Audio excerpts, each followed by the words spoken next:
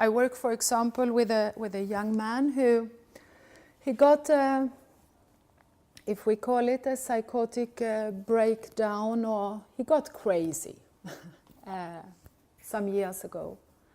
And he was immediately taken by police to a psychiatric ward. And he told me, since now we meet each other, but his story about this is how he came to this room together with his parents.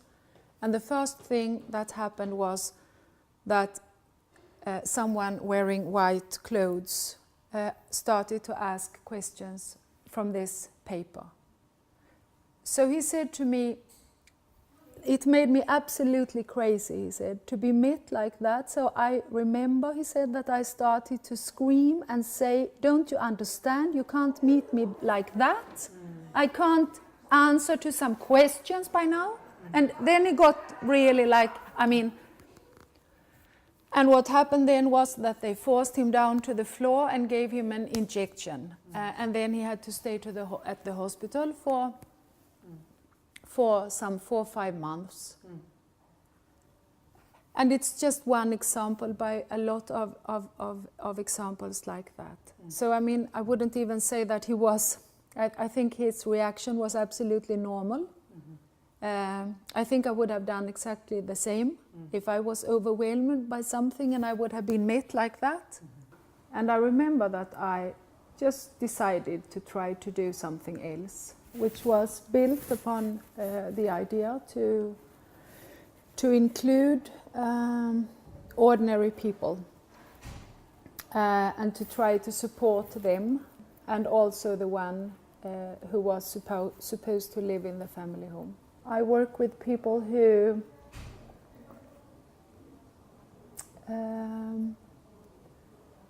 open their homes and also their heart in some aspect to not just the one, if I say now the client and his or her family, but also to me and to my colleagues.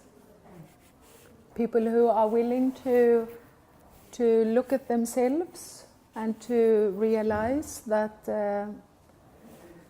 without them participating, nothing will actually happen. When they come to us, many of them have lost a hope, if I can say, and that is grown-up adults, but it's also children and teenagers.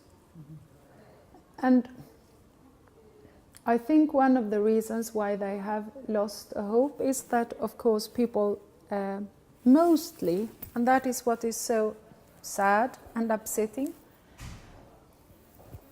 in professional contexts, it's also where people have lost their hope because they have in some way been told that this is how you are and this is how your life will be. And I have very many times been part of where this person has got his or her hope back again. And I suppose there is nearly nothing better than have the opportunity to be part of that. Most of us people, we do know what is important in our lives. We know that it is important that someone cares for us and that someone asks for us and that someone believes in us and share with us. And we also know, as I think, that time is sometimes necessary. That change, for example, for many people is not done in a minute, but it takes a long time. And also relationships usually take a time to go into and to trust. And I think that these things are living things in the organization where I work. For for 10 or 12 years ago or something like that, I suggested my colleagues that we should stop using diagnosis and psychological wordings in our work. And we had a discussion about that, and at that time there were some who questioned, is that really possible? What if other professionals will think that we don't know anything if we don't use that wordings, and if we stop using diagnosis? But we decided, however, that we should not use that kind of words at all, neither when talking about other people nor when talking to other people. And that is one of the best things I have done in my professional life, I think, because it really made a change, not directly. But that, I think, is what has really... Because what it did over time, as I think, is that it made each of us, both me as a therapist, but also the family homes, of course, to include ourselves in the relationship and in the meeting. And we could, I mean, since no one, you couldn't say anymore that people, I mean, I couldn't say she is bipolar or he is autistic or do. So we had to talk about people in another way, which means, as I think, that we started to talk at work in a way which was much more descriptive when you describe something. And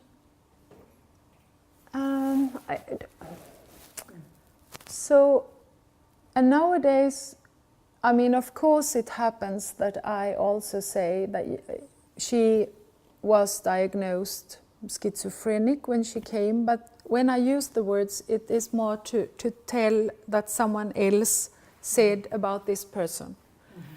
And the main reason also to get rid of that wordings was that we don't know what it is, because we don't. And I used to say that to people coming to us, that I don't know what it is to be I mean, and I also used to say, and no one else knows either, but people pretend as if they know. But people have very different opinions. So when we started, me and another social worker and 3 families and a kind of foster home, you can say a foster home. And now it is a much larger group, so we are 10 therapists and 32 family homes.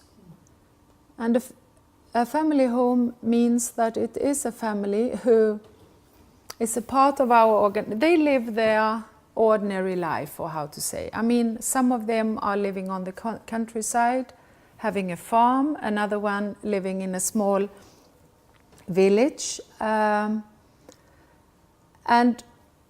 what they add to their ordinary life is that they welcome one of our clients to come and live with them for a while. And when I say a while, it's mostly a year. Sometimes it can be longer. It can be a couple of years, but it can also be a bit shorter. And then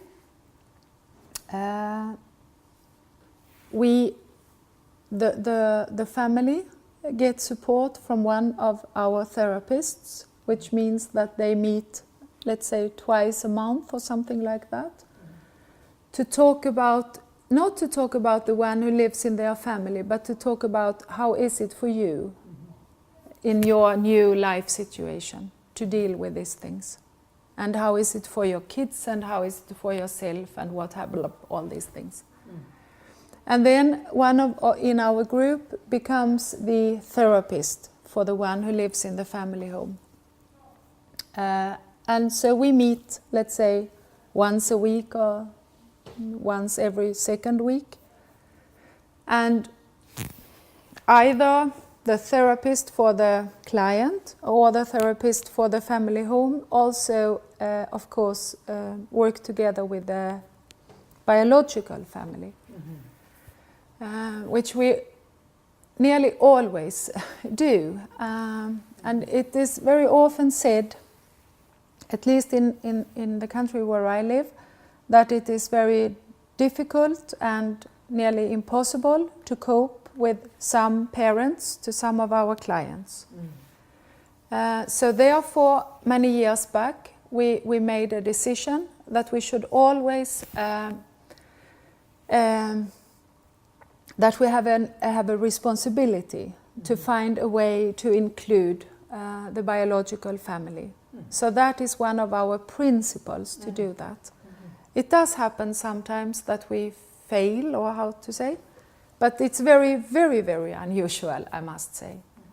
So the people who work together is the one who lives in the family home. The family home, we can call her Maria, for example, and Maria's parents and maybe siblings and also too from our group of therapists. And then what happens during this year is very different, of course, depending on how is it, who is it living in the family home, and who is the family home. But we try, so all the principles of open dialogue is very present in our daily work, except that we are not, since we are not working in a hospital, that is, of course, a difference. But the other principles are very, is what we have also found out over the years, that it is important, of course, to create a space where people can talk to each other and to invite people for different, for that which happens. I think we try to very much follow what happens.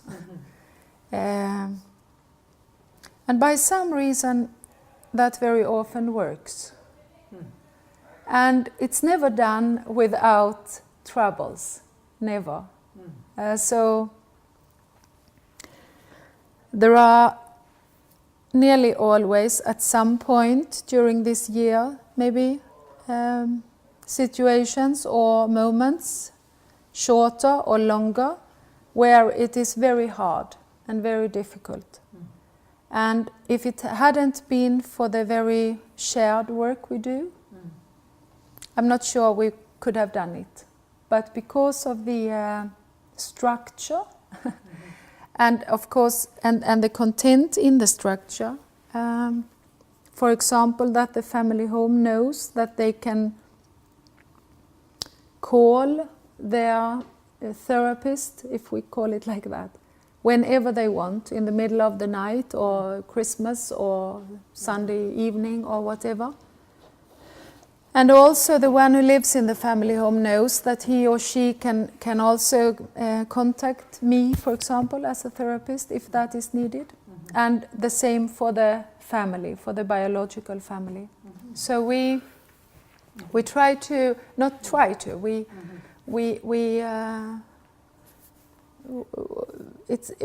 available when it happens. And that in itself, as I think, it's not very often that people do call on Christmas or Sunday evening, but they know they can do, and that in itself, as I have found out, creates a feeling of being safe.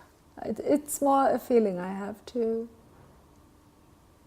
be part of something which is very real. I can't see a better way to live my life. I really can't. I wish I could. Sometimes I wish I could. Sometimes I really wish, and I say to myself and to my dear, near people in my own life, I say, now I will not do this anymore. I've done it. It's time for me to retire. I can't do it anymore. It's too much. But And what upsets me more is to see all the things going on in places where people are supposed to help other people.